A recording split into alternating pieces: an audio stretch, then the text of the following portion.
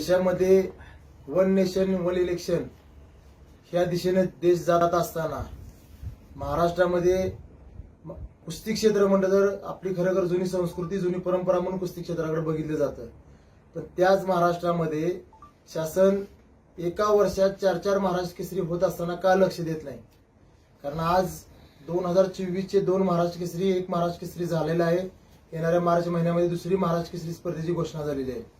ह्या 2025 वर्षामध्ये फेब्रुवारी मार्च महिन्यामध्ये 2 महाराष्ट्र केसरी होणार. 2025चे 2 महाराष्ट्र केसरी डिसेंबर महिन्यामध्ये होणार. म्हणजे ह्या महाराष्ट्र केसरी पदाचा एवढ्या म्हणजे मानाचं पद असणाऱ्या या पदाचा कुठंतरी महाराष्ट्रामध्ये खेळ लावला असा एक महाराष्ट्र केसरी म्हणून मला वाटतंय. म्हणून येणाऱ्या महाराष्ट्र केसरीवर शासनाने विचार करून खरं तर एक महाराष्ट्र केसरी म्हणून माझं मत आहे की 2024चा महाराष्ट्र केसरी म्हणून पृथ्वीराज मोहोळला सगळ्यांनी मान्य केलं पाहिजे की 2024चा महाराष्ट्र केसरी पृथ्वीराज मोहोळा आहे. आणि 2025च्या डिसेंबरमध्ये ज्या महाराष्ट्र केसरी होणार आहेत त्या महाराष्ट्र केसरीवर सर्वांनी आपण चर्चा केली पाहिजे. ह्या दोन्ही संघटना एक होऊन एक मताने एकच महाराष्ट्र केसरी महाराष्ट्रामध्ये झाली पाहिजे.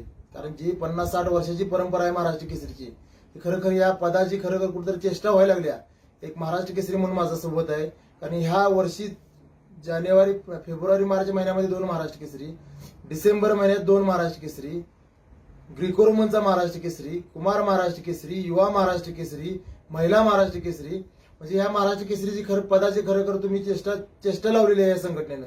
खरोखर शासनाने यामध्ये लक्ष घालून ह्या दोन्ही संघटनेचे एकमत होऊन एक महाराष्ट्र केसरी झाला तर ठीक, नाहीतर शासनाने यात दखल घेऊन शासनाची कमिटी नेमून ह्यातनं दरवर्षी एक महाराष्ट्र केसरी स्पर्धा झाली पाहिजे. ही खरं माझी पहिली मागणी आहे.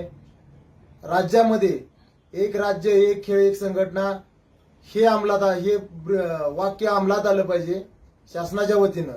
म्हणून खरोखर मी आज सर्व पत्रकारांच्या समोर उपस्थित आहे. येणाऱ्या काळामध्ये 2024चा महाराष्ट्र केसरी हा पृथ्वीराज मोहोळ हे सर्वांनी मान्य करून डिसेंबर महिन्यामध्ये 2025चा महाराष्ट्र केसरी स्पर्धेच्या आयोजनावर आपण आज चर्चा केली पाहिजे. संघटना असेल, परिषद असेल. आणि ज्या पद्धतीनं मी 2 वर्षापाठीमागे सांगली शहरामध्ये पत्रकारांच्या समोर जी मागणी केलेली आहे की सांगलीला महाराष्ट्र केसरी स्पर्धा द्या, मी 1 कोटी रुपयाचं बक्षीस सांगली जिल्ह्याच्या वतीनं महाराष्ट्र केसरीला देतो. आज सांगलीला जरी स्पर्धाच्या आयोजनाची संधी नाही दिली तर येणाऱ्या 25च्या डिसेंबरमध्ये जी महाराष्ट्र केसरी जो आयोजन करेल त्याने 1 कोटी रुपये द्यायची तयारी ठेवायची आणि मग स्पर्धा घ्यायची, ही माझी मागणी आहे. कारण त्याच्या पाठीमागची भावना एवढीच आहे माझी. होणारा महाराष्ट्र केसरी 15-20 वर्ष आयुष्यातली खर्च करून तो 50-60 लाख रुपये खर्च करून तिथपर्यंत पोहोचलेला असतो. आणि खरोखर आज आपण जर विचार केला तर अनेक महाराष्ट्र केसरी असे आहेत. आज आमचे मी गुरुवर्य म्हणेन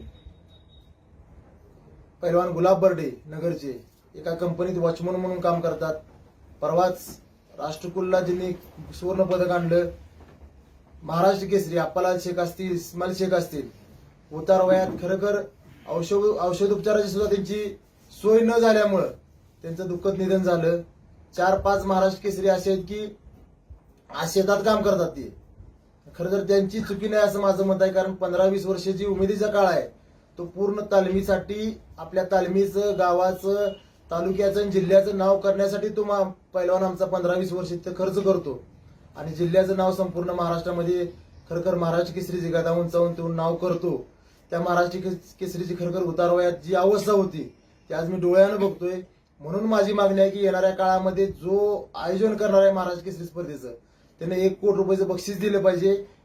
जेणेकरून भविष्यात ते 1 कोटी रुपये त्याच्या नावावर ठेवले तर महिन्याला 1 ते 1.5 लाख रुपये त्या पैलवानाला मिळतील.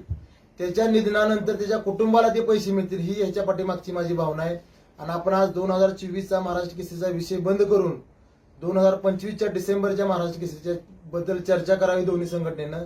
नाहीतर ह्याच्यात लक्ष घालून शासनानं ह्यात गांभीर्यानं दखल घेऊन ह्याच्यावर तोडगा काढावा. येणाऱ्या 4 दिवसामध्ये माझं सांगली कलेक्टर ऑफिसच्या पुढे 1 दिवसीय लक्षणीय उपोषण होणार आहे. त्या उपोषणामध्ये माझे सर्व मागण्या पुन्हा एकदा मी शासनाकडे मागणी करणार आहे. आणि खरोखर माझ्या जर मागण्या मान्य जर नाही झाल्या तर त्या उपोषणानंतरचं माझं जे पाऊल असणार आहे ते आक्रमक आणि सर्व शासनाला अडचणी निर्माण करणार असणार आहे. त्यामुळे शासनाने याचा गांभीर्यानं विचार करून योग्य ते निर्णय लवकरात लवकर जाहीर करावा, ही माझी एक डबल महाराष्ट्र केसरी म्हणून मागणी आहे. Come on guys, hurry up. अरे सुन ना, एक ब्रेक ले लेते हैं. Guys, I'm telling you, तुम लोगों को सही से ट्रैकिंग नहीं आता. But that's okay, you can learn. रोज का ढक्कन देना. ये रेड वाला है, सही वाला देना. अबे ढक्कन, पहले तो सही पानी पीना.